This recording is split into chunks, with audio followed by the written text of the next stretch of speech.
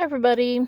Now, we are still in July, so we're not at August yet, but I am pre-recording this for to put up on August 1st because August 1st is a Monday. And what I want to introduce two new directions, channels, playlists. No, not channels. No. Okay. Sorry, I'm a little bit tired. I just got off work. What I want to do for a series, two series upcoming, I noticed when I was reading Paperbacks from Hell that there are so many horror stories that are satanic, and so many horror stories that are inspired by or somehow related to metal music. So what I would like to start doing is a series or a playlist, I guess. I would do it a playlist called Metal Mondays. And given that August is Garb August, where do you go from Garb August? How do you follow that up? I have decided to do a playlist. Everything that I review in September will be somehow satanic. So, Satanic September will be coming. You will have deals with the devil. We will have cults. I have found there is a trilogy called the Satanic Sleuth. So, I'll definitely be reading that.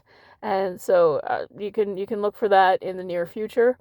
And today I'm going to review my first book for Metal Mondays. Now, it won't be every Monday, but it will always be Monday that I review a metal-themed horror book. So today I'd like to review Havoc, Vulture by Jim Goforth. Now, Jim Goforth is an Australian-based writer. He has published quite a lot of horror stories and novels. He's an indie author. I believe he was with a small publisher called J. Ellington Ashton, but I don't know if he's still with them or not. I've been following Jim for many years, along with his wife Ellen, and they seem like pretty cool people. And Jim is very much a metalhead. He will not even entertain any other kind of music, which makes me laugh. But Havoc Vulture it's a pretty quick read. It's only 148 pages, and it is a novella, and it's a lot of fun.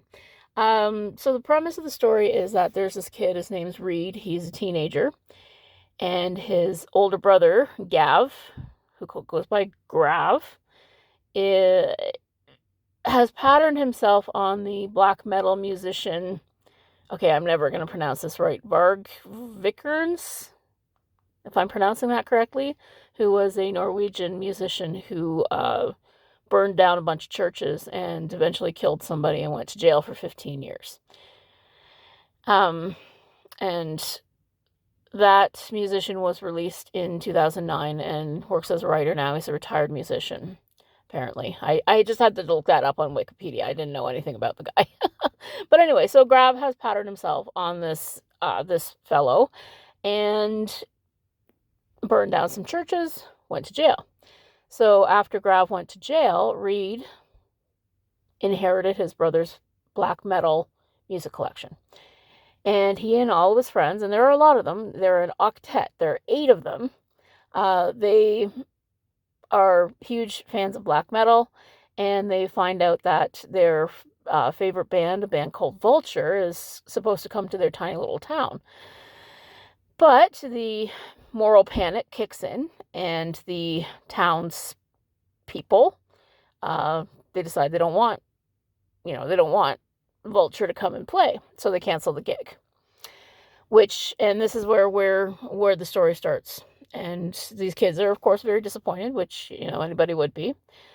And a group of bullies, for want of a better word, but they're too old to be bullies. They're just jackasses who, for some reason, call themselves the Stygian Circle. They take them, they say, hey, there's going to be, an illicit vulture show out in the woods. We'll show you where it's going to be. So the octet trust them, follow them.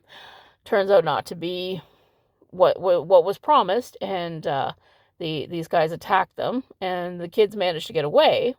But then they find themselves in this clearing, and the show ends up going on like they were promised. But all is not right here. And as the show starts to happen, the music starts, the drums start to pound, the bass and guitars start to wail, everybody starts to lose their minds. And it is not your usual performance. And then the one kid, and Reed, and this other girl, Madison, who are the only ones who didn't actually, join the pit as soon as it started, they start to realize that there's something not right here, that some of the people here are the people who are trying to stop it. What is going on? So anyway, it goes on from there. It's a pretty quick read. It's a lot of fun. There's some really good gore. It's an extreme horror story, so be prepared for that. And there's a really fun twist at the end, which balances sort of the beginning right through to the end. So I enjoyed that too, that there was like a nice sort of setup and payoff. I thought that was really well done. And there, some of the names are shout outs to horror and metal. There's a character called Kane, which I expect is a shout out to Kane Hodder. I wouldn't be able to pick all of them. Unfortunately, I'm terrible with names. So I wouldn't be able to say, oh, that's a shout out to that, and that's a shout out to that. I would have to look it up, and I'm just not good with that. The only reason it kind of lost a star was that, for me, it's more of a style thing, but the author uses albeit on at least every page, and it's a jar because it's an unusual word and it's jarring to me. And he has a tendency to kind of overwrite things, and that's just more the style. But I am definitely looking forward to reading some more of Jim's stuff. And if you enjoy horror and metal, Havoc Vulture is a lot of fun. It's a fun, quick little read if you just want something to, some extreme horror for a Metal Monday. Definitely check it out. And like I said, I would like to make a continuing series called Metal Mondays. And of course, Satanic September coming in September. Lots of fun stuff. I hope you're reading lots of good horror.